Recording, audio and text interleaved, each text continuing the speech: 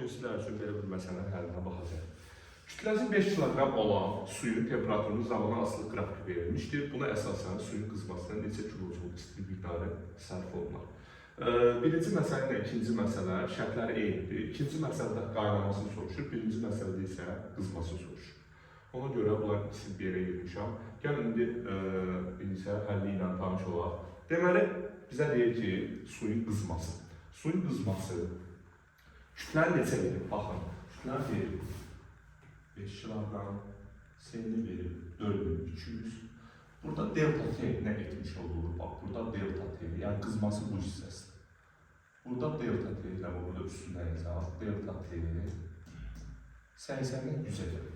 Yəni 20 dərəcə Selsius olur. Burada yazırıq ki, Q bərabərdir Cn delta T. Belə dəyərləri yerləyəcək. Seni verib 4200, vuraq 5, vuraq 20 dərəcə. 5-i 20-yə vuraq, edir 100, 100-ü 4200-ə vuraq da, edir.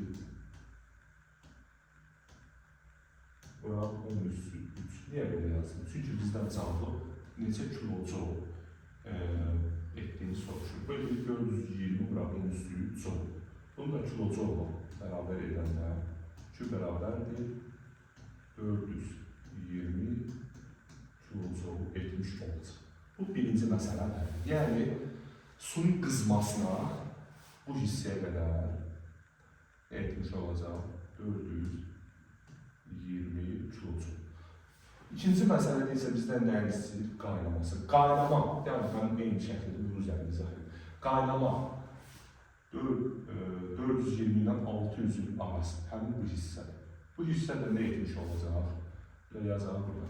Q bərabərdir 600 çıxaq 420.